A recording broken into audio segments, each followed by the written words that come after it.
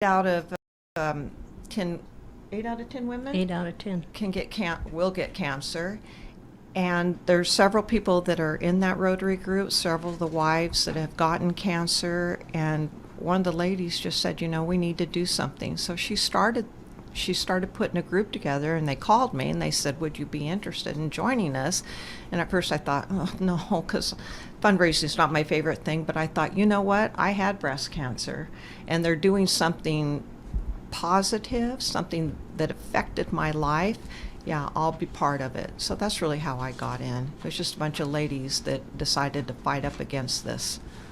And to me, what's so amazing, and you were on the show that we did last year to promote this event, and thank you both for being here today. What's so amazing to me is something Susan was sharing earlier, is what's different about this fundraiser is that there's no middleman. The dollars are going directly to research. Susan, do you want to talk about that? Yes, that is true. That was one of the most important things for me, was due to the fact that this was not going to go to a corporate body to where the money is spread out between a president or a chairman and secretaries and everybody else up and down the ladder. Nor I know there were some issues with another organization a year or two ago that the funds were not being utilized like they were supposed to.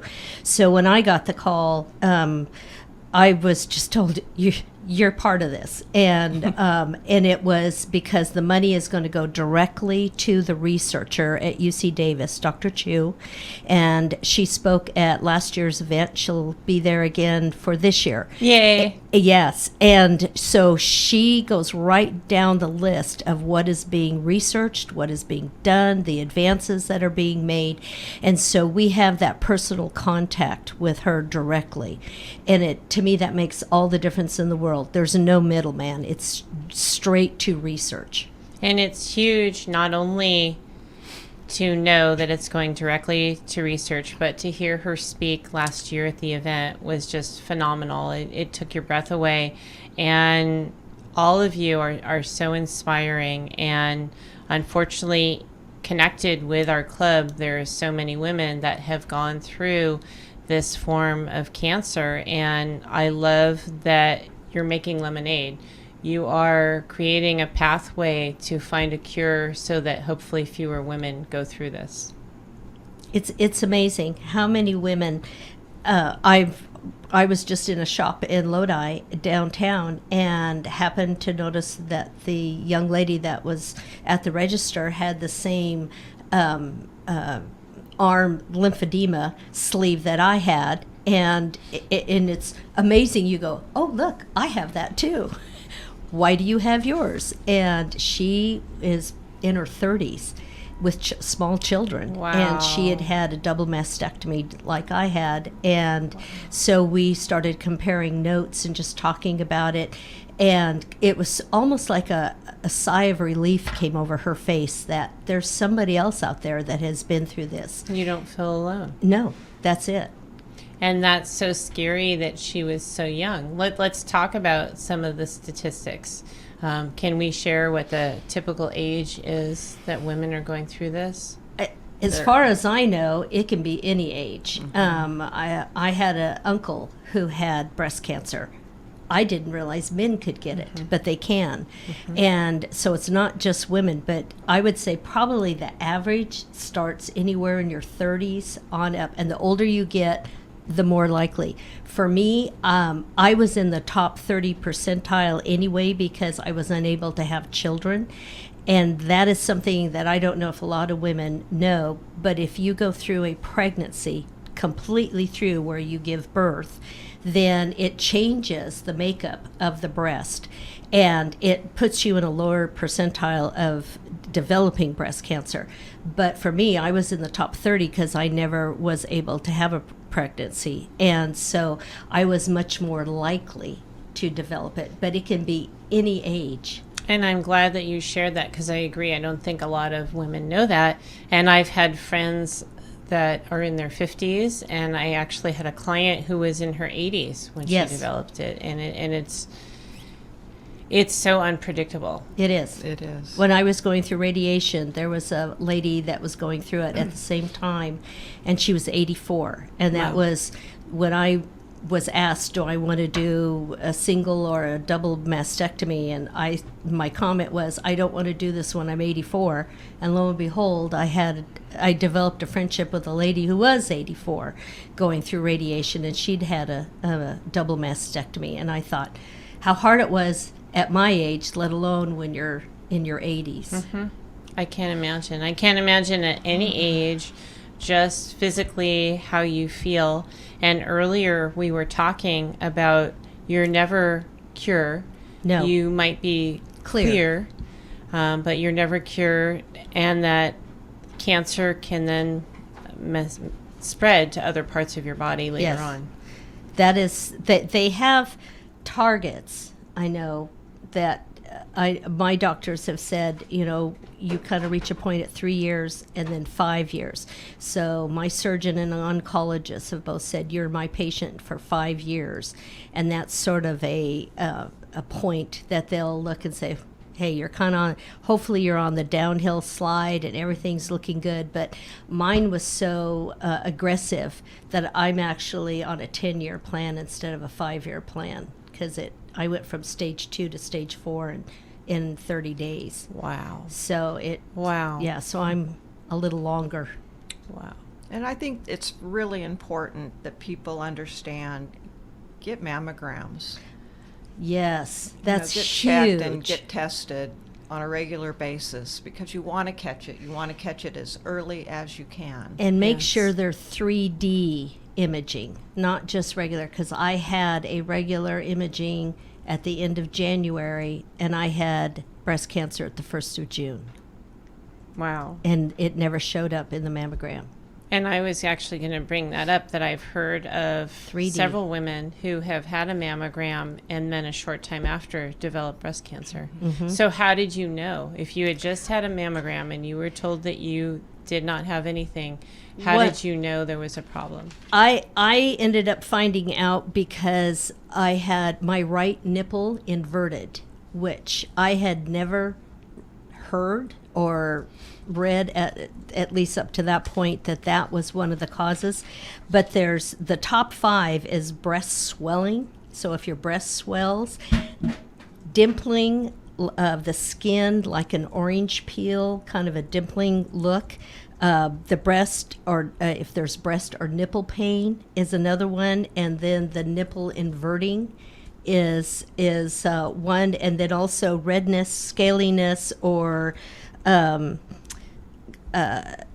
kind of a cinching of the skin. And so if there's any change, I've just told friends, if you have any change at all in either in one or both breasts, you need to get in right away, see your doctor, get a 3D imaging.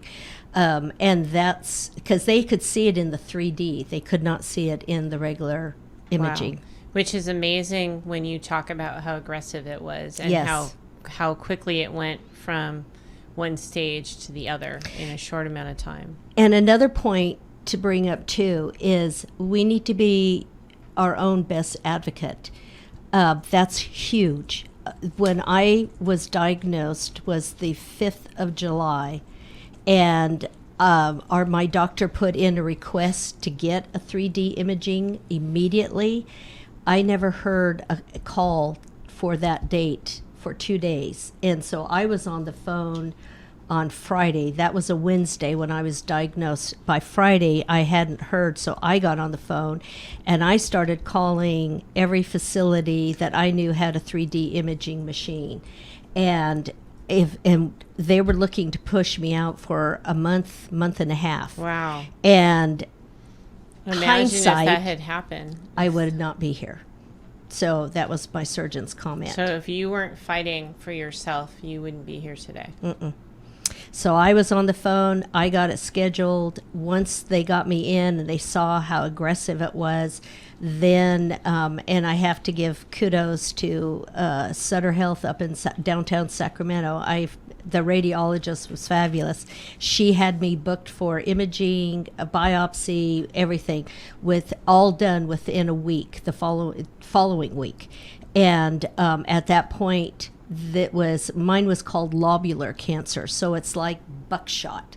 So they couldn't do a lumpectomy, just take out one little mass. It was just everywhere. So by the time they actually did surgery on August 17th, it had already gone into my lymph nodes. And so I had 17 lymph nodes removed. 16 were already positive for cancer. And that was in 30 days. And that was how much after you had a regular mammogram? How much time in between? 6 months. Wow. That it had gone through not seeing anything to having 17 different areas. Right. Wow. That's amazing. And you would think that because of that, that all mammograms would be 3D. They pretty much are now. And you can request your doctor, when you go in, if they don't have a 3D imaging, you can request that it be done. I don't know any insurance that isn't covering it because it is so crucial now. And they've learned so much that the 3D makes all the difference in the world. Awesome. And we talked about some of the changes that you can find. We kind of went around the issue of the self-exam, and how often should that be done, and at what age should women be doing a breast self-exam? I think at any age, when you're a woman, you should start those regularly. I didn't do them before I had cancer. I mean, I just kind of, but I think it's really important now. And after going through this treatment, it was like I was doing them every week, and the doctor said, don't do that because then you won't be able to see changes in your breasts. Maybe once a month, do a breast exam. But I think it's important. I had a whole different experience than Susan did. My cancer was caught early, and they were all over it. As soon as I had cancer, every appointment was made for me. Boom, boom, boom. I had hardly any time to turn around. And they said, even though it was a smaller mass, that it was an aggressive type, and they got on it, and they used aggressive chemo. I went through chemotherapy, I went through radiation, the surgery, the whole thing. I had a lumpectomy. And I think if I hadn't had a lumpectomy, I might not have had to go through all those other things. But hey, it was a learning experience, and I did go through it. And would you do it differently now, or would you still do it the same way? If I got cancer again in the breast, I would have a mastectomy because I did the other. And if it came back, I'd think, I don't want to do that again. Let's go the full route. But at the time, the surgeon, the doctor said, you are a candidate for a lumpectomy because it hasn't spread and it's contained in this area. So, and I thought, well, okay. Well, you do. It's a journey. I don't care if you have a mastectomy or a lumpectomy, which way you go. It is really a journey going down this road. And I can understand why some women, I have friends that I'm encouraging to get a mammogram, and they say, no, I don't want to. Well, it is scary. It's scary to maybe go in and see what if. All of it your is life scary. is going so well. What if I go in and they find something? So you kind of just want to, put it out of your mind, but go. Absolutely. It's better to find out and to deal with it, yes or no. And deal with it as Yes. soon as possible. And they're not comfortable to have done. I'll be honest about it. You think, we can put a man on the moon. Why can't we come up with a better way to do, a mammogram? But it is what it is right now, and it could save your life. So It did for you. It did for me. Yes, absolutely. So It did for me too, because yeah, they found it's it that way. just, I don't have to do them anymore now. Yay! So, what was the hardest part? I think it was the unknown in the beginning. The hardest part was a little bit the unknown. It's a shock. What will it be like? It was a total shock. Yeah. I would never have guessed that I had cancer. No. When they told me that after my mammogram, immediately it was like, they called me back the next day. I thought, you gotta be kidding me. So you had no symptoms No, at all? I felt good. I eat well. I exercise. I'm one of those people that tries to do healthy kind of things. Would never have guessed in a million years, and there it was. And I think part of going through it, one of the very important things is to have a good support system. Oh, huge. Because, I can remember sitting in the surgeon's office, and he says, you will need to have chemotherapy. And when he said that word, I couldn't hear anything else he said. So had my husband not been there, that's all it was like, chemotherapy, I don't want to do that. And it was like I was blank. And then my husband kind of filled in all the things that he said. But I was fortunate. My husband was amazing. He was over the top wonderful. Does cancer run in your family? No, not at all. No Mine cancer either. in my family. I'm the Wow. first one to have breast cancer. Wow. So when they say, oh, well, unless it runs in your family, you probably won't ever happen to you. Well, No. guess what? Wow. Yeah. And how was your experience different in terms of treatment? Originally, my surgeon had said, it is a shock. I remember sitting on that table and the doctor saying, it's not fatty tissue. It is definitely breast cancer. And the blood just leaves your whole body, and you are just shocked. I mean, totally shocked. And once I met with the surgeon and the pathology report came in, her comment was, well, you're only stage 2. It's being caught early, so we will, you probably don't have to go through chemo. You can take a tablet instead. I may have to remove 2 lymph nodes, but that's probably about it. Wow. Well, from that day until the day she did surgery, fortunately, my husband was there, and a friend had come up and sat with him, and just in case he needed a second pair of ears. And when the surgeon came out, she told me, she said, I expected a walnut when I looked at her, and the first pathology report came out. It was the size of a walnut. It was the size of a peach. And it was like a starfish, and it had already gone in to other areas. And so instead of the 2 lymph nodes, I had to remove 17.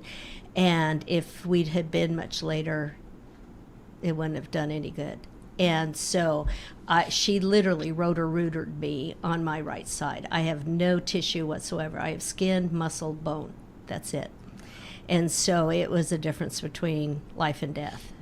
And so it was a shock. My husband was pretty stunned, which fortunately our friend listened to the rest of what she had to say. But so I ended up going through chemo completely, and so it changed my whole treatment system then. So I had to go through 4 months of chemo, and then 3 months worth of radiation, which, due to the aggressiveness of the cancer, the radiologist, the doctor said, had contacted me, and basically just said, due to the aggressiveness of my cancer, he would like to do 5 extra treatments right in that area to help keep it from coming back.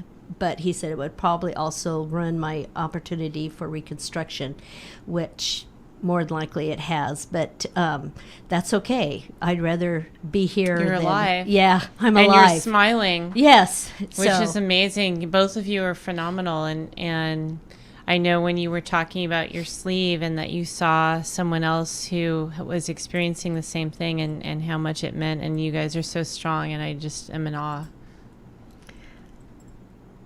Well, I had help. Yeah. I had a lot of support. It was amazing. And my husband was the same way. In fact, he tickled me because I think I slept in our recliner for, I don't know, 2 or 3 months because I couldn't lay down with all the, stitching and everything. And, but he was so funny. He'd come in and say, "You don't know this person, but I told them what you're going through, and they're praying for you now." And it was, so I had people praying for me that I didn't even know who they were. And it helped. Even my oncologist had said, she goes, "It amazes me, your attitude." And I said, "If you saw the bag of all the cards and letters that I have and all the notes and stuff," I said, "you would understand." That really is the truth. People rally, and They my do. husband does the same. He still does the same thing. Yeah. He was fishing last week, and a lady was out on the beach and had the same thing on her arm. And he said, I walked up to her, and he said, I mentioned to her, "It looks like you've been through some things." And she said, "I had cancer, breast cancer." And he said, "My wife did too." And she said, "Please tell your wife I'm praying for her." Yes. So there's really a camaraderie there out is. there. Yeah. There It's is. true. There- And I had so many ladies in our church that had breast cancer 30, 40, 50 years ago. Well, back then you look like you talk about just they didn't have any of the modern medicines or equipment that they have now. I can't even imagine going through that. But when my husband and I first got married, my mother-in-law had breast cancer, and she had a mastectomy on one side. And I remember her talking about it, and she was just, it was almost like a badge of honor. I mean, it was like, look, I survived. And it is amazing. That's beautiful to call it a badge of honor. And to me, again, all of you have united to create this amazing event. Let's go back to the event and let's talk about the positive that we can do in the community with the research that we're going to finance or help to finance, because it's amazing. I think It it's is. a great event that's coming up. And what really turned this event around for me wanting to do fundraising was the fact that Dr. Helen Chu from UC Davis comes and she speaks. And I thought, wow, there's somebody that is actually really doing research that's going to tell you the steps of progress they've made, where they're headed. You can ask her And questions. you can ask Yeah. questions, like, is my money really going to something that's Right, gonna useful. help? She'll, And Right. she's so she'll tell passionate you. about She it. is. She's wonderful. She's a Yeah. great speaker.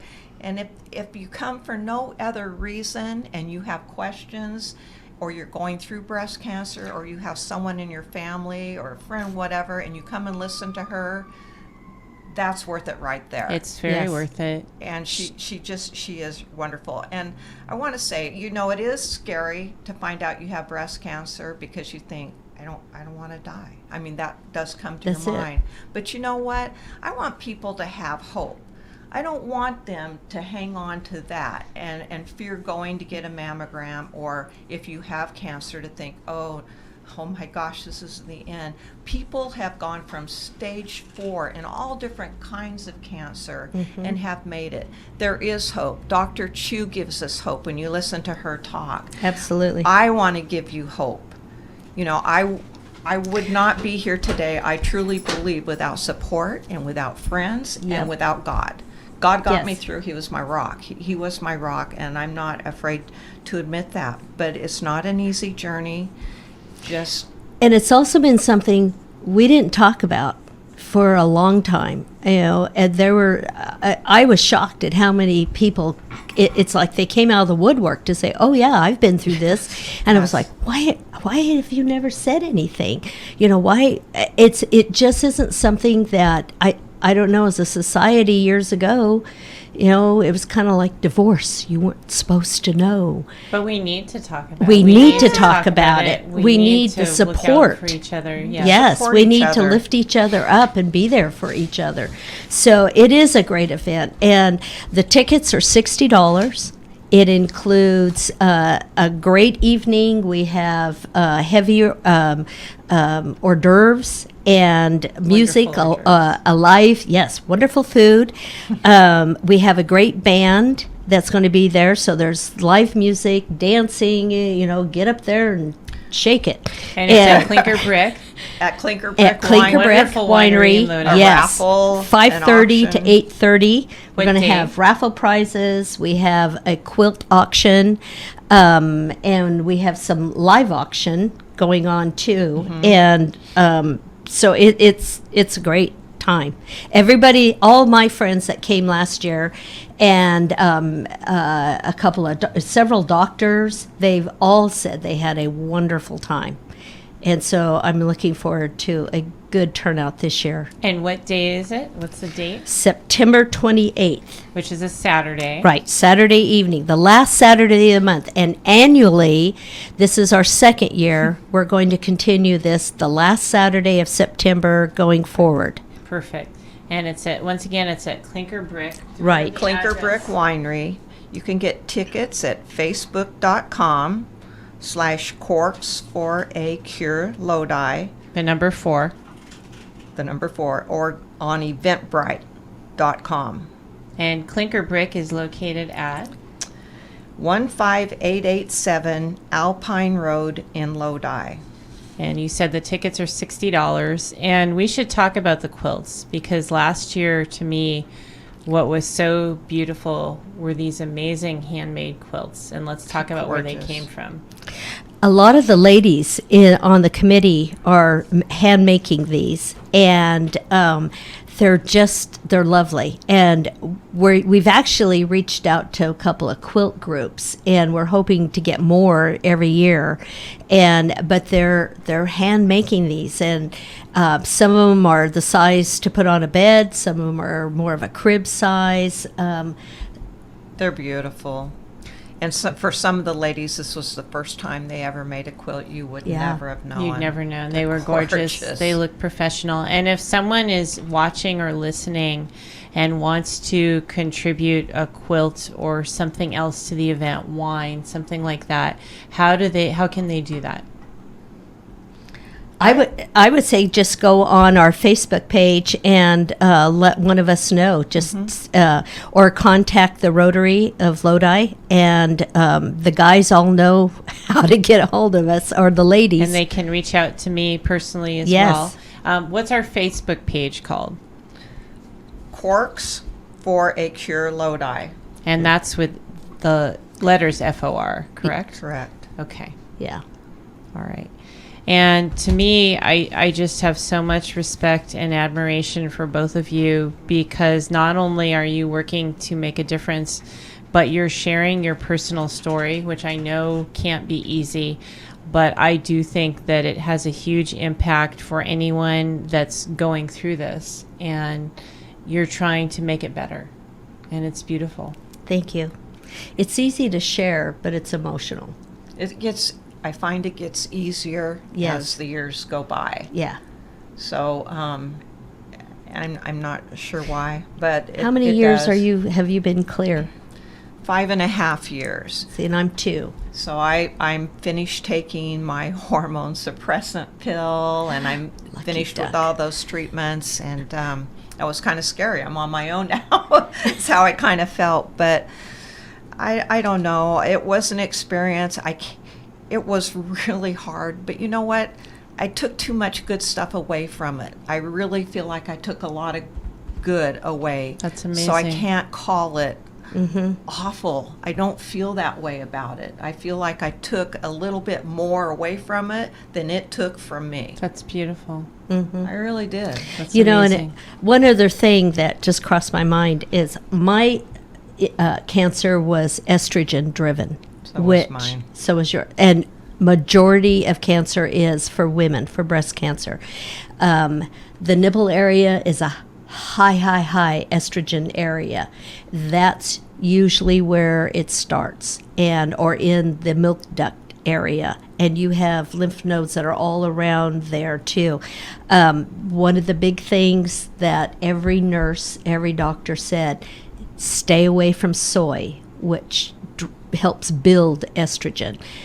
You know, edamame, soy That's sauce, huge that all you're of sharing that. because soy is so advocated for It is. health. It's in everything. Yes. And A lot yes, of your it's in diet everything. food is all soy based. So I have everyone told me that, to stay away from soy, and kind of watch the red meat, a little more plant-based, which, you know, a lot of us aren't real big on filling the plate up with vegetables and salads more so than anything else.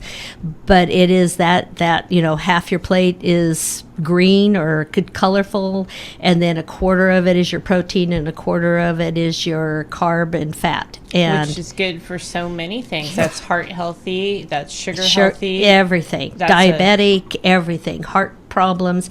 So, but the biggest thing was to get off the soy. Wow. So And I've my never heard mindset, that too. before. I'm glad that you shared that. Everyone told me that. Yeah, every doctor, every nurse, even when I Wow. was in chemo, they would stop and look at me and say, stay off that soy. Well, you look on the back of, when you're shopping, grocery shopping, look on the back of Yes. anything you pick up. There is Well, usually some form of soy in it. And think back when the cows were given, you know, hormones to help them produce milk, and we're all drinking that milk, and we wonder why young girls were developing so early. There you go. There's the hormones right there. Right.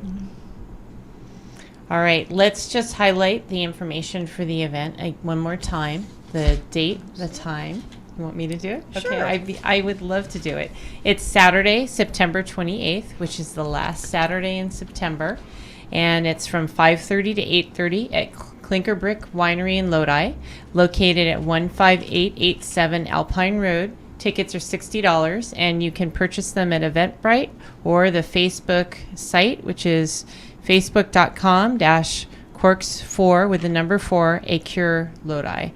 And I can tell you from personal experience how amazing this event is. And again, I'm just in awe and have so much respect for you ladies that have gone through this and have such a positive outlook and how you want to make a change for others. And hopefully we can find a cure together. And I just want to challenge everyone that's watching or listening, if you can't make it to the event, reach into your wallet if you're able to and donate some money towards this cause.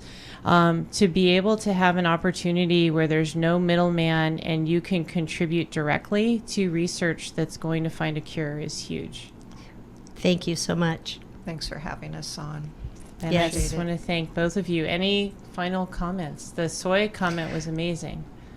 Well, last year we were able to give Dr. Chu a check for $16,000. We would like to go beyond that this year. Maybe we can double it. Yes. That'd be nice. Wouldn't that be wonderful? That would be amazing. And again, we would just love to have everyone come out and bring questions. If you want to, this is an opportunity to talk to a researcher directly, and to find out, even if you're looking at pancreatic cancer or colon cancer, or there's so many that this gives you an opportunity. So That's rare. A rare. It's a rare. It is rare. It's and we also so will have a wonderful. wheelbarrow full of wine as one of the raffle prizes. How can you go wrong? You I have know. wine It's and worth- food it's and worth the music ticket and just for that. friends At a and really beautiful location. speaker. And I want to give a shout out to the whole committee because last year the event was phenomenal, and that was the first attempt at the event, and you had Clinker Brick. You had so many people in attendance, and it looked beautiful, and everything that was done related to the event was just top notch, and that was your starting point. Yes, And I know it's going to be even better this year. we're looking forward to it. And you can buy the aprons. We have aprons with our logo on them that will be there for purchase. Come, you'll have a good time. And all the money goes towards the research. Which is huge. Again, Yes, it's we are a phenomenal. nonprofit. No middleman. Right. Absolutely. Wonderful. Awesome. And thank you again, both of you, Thank you. for having the courage to do this and to make a difference for others and to share your personal stories. Thank you for asking. Thank you very much. All right. And with that, I'm going to